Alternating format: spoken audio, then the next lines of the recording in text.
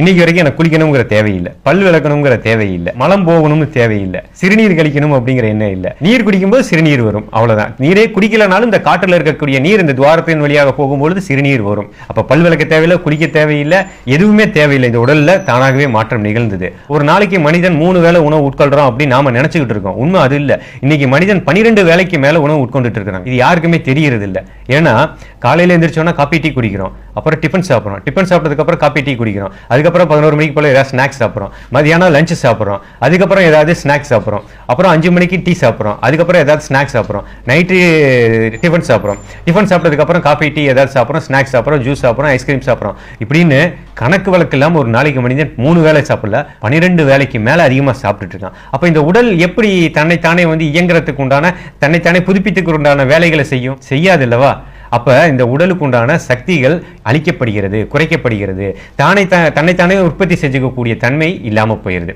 அதைத்தான் திருவள்ளுவர் சொல்றாரு, அற்றது அறிந்து கடைபிடித்து மாறு அல்ல தூய்க்க துவர பசித்துங்கிறாரு. அப்ப எப்ப பசிக்குதோ பசிக்கும் போது மட்டும்தான் உணவு உண்ணணும். எப்ப வேணாலும் சாப்பிடலாம், எதை வேணாலும் சாப்பிடலாம் அப்படின்னு சாப்பிட்டுட்டு இருக்கிறவங்களுக்கு நோய்ங்கிறது துன்பத்தை தரக்கூடியது எப்பயுமே கூட குடிக்கொண்டுகிட்டே இருக்கும் அப்படின்னு சொல்றாங்க.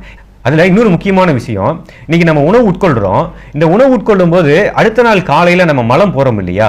இந்த மலம் முழுமையாக போயிட்டு இருக்கு அப்படின்னு தான் எல்லாரும் நம்ம நினச்சிக்கிட்டு இருக்கோம். உண்மை அது அல்ல. முழுமையான மலம் யாருக்குமே போகிறது அல்ல. ஏன்னா காலையில் சாப்பிட்றது, மத்தியானம் சாப்பிட்றது, நைட்டு சாப்பிட்றது, இந்த உணவுகள் எல்லாம் மனக்குடலில் போய் தங்கிறது. நம்மளுடைய உணவு குடல் 33 அடி நீளம் இருக்கு. அப்போ இந்த உணவு குடலில் உள்ள போன உணவுகள் எல்லாமே முழுமையாக ஜீரணமாகி செரிமானமாகி கழிவு குடலுக்கு போய் கழிவாக போய் தேங்கி விடுகிறது. அது முழுமையாக போகிறது கிடையாது. ஏன்னா 33 அடி இருக்கக்கூடிய உணவு குடல்ல இருந்து நம்ம சாப்பிட்ற உணவு எல்லாமே கார்போஹைட்ரேட்னு சொல்லக்கூடிய மாவு பொருட்களாகவே அதிகமாக நம்ம சாப்பிட்டு இருக்கோம். அப்போ அது என்ன பண்ணும்?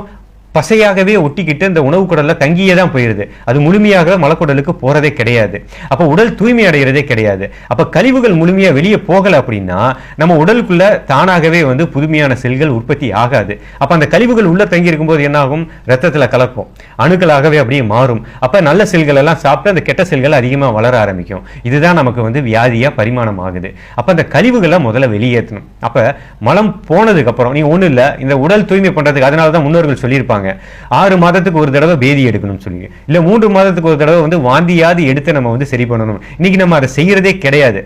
ஏன் அப்படி பண்ணும்போது உடல் இருக்கக்கூடிய அந்த கிருமிகள் எல்லாமே வெளியேறும். வள்ளல் பெருமானும் அதைத்தான் சொல்லுவாங்க. சாப்பிடாமலே உயிர் வாழ்றது அப்படின்ற ஒரு விஷயத்தை பத்தி பேசுறீங்க. எத்தனை நாட்களாக உணவு இல்லாம நீங்க வாழ்ந்துட்டு இருக்கீங்க? 274 நாட்கள் கடந்துருச்சுங்க. காற்றை மட்டுமே உணவாகவும் நீரை மருந்தாகவும் உட்கொண்டு 274 நாட்கள் கடந்துருச்சுங்க. இது நீங்க கேட்ட கேள்வி நியாயமானது, எனக்கும் அது உண்டானது தான். எப்படி உங்களால் இதை நம்ப முடியல அப்படின்னு சொல்லி நீங்க கேட்குறீங்களோ அதே போலதான் எனக்கும் நம்பிக்கை இல்லை, சாப்பிடாம யாருமே வாழ முடியாது அப்படின்னு. ஏன்னா காலங்காலமா நம்ம அப்படிதான் வாழ்ந்துட்டு இருக்கோம். நம்ம முன்னோர்கள் அப்பா அம்மால இருந்து எல்லாமே அப்படிதான் வாழ்ந்துட்டு இருக்கோம். எல்லா உயிரினங்களும் சாப்பிட்டு தான் வாழ்ந்துட்டு இருக்குது. அதுதான் உண்மை. நம்மளும் அப்படிதான் வாழ்ந்துட்டு இருக்கோம். அப்ப எனக்கும் இது மிகப்பெரிய ஆச்சரியம் தான். ஆனா இது எப்படி சாத்தியமாச்சு அப்படின்னா, நம் முன்னோர்கள் எடுத்துக்கலாமே. நம் முன்னோர்கள் சித்தர்கள் சொல்றோம், மகான்கள், ரிஷிகள், இவர்களுடைய வாழ்க்கை முறைகளெல்லாம் நம்ம பார்க்கும்போது அவர்கள்லாம் வாழ்ந்திருக்காங்க இல்லையா? அது அவர்களெல்லாம் நமக்கு ஆதாரங்களை கொடுத்துட்டு போயிருக்காங்க இல்லையா? அப்போ அது உண்மையாக தானே இருந்திருக்கணும். அப்போ அது உண்மை அப்படின்னா அவர்களும் மனிதனார்களாக தானே இருந்திருக்கிறாங்க. மனிதனாக இருந்து தான் சித்தனாக ஆயிருக்காங்க, மகான்களாக ஆயிருக்காங்க. அப்போ அவங்களால முடிஞ்சதுங்கிறப்ப நம்மளால அது ஏன் முடியாது? அப்ப நம்மளும் மனிதர்கள் தான். பிறப்பிலேயே மிக அரிதான மிகப்பெரிய பிறப்பு, அரிது மானிடராய் பிறத்தல் அரிது அப்படின்னு சொல்லியிருக்கிறாங்க. அப்ப அரிதான அற்புதமான ஒரு மானிட பிறப்பா நம்ம பிறந்திருக்கோம். அப்ப நமக்கும் அந்த பிராப்தம் இருக்குது இல்லையா? அதை ஏன் நம்ம அதை தெரிஞ்சுக்கல அப்படின்னும் போது அப்ப மனிதர்கள் எல்லாமே அந்த நிலையை அடையலாம் அப்படிங்கிறதான் உண்மை.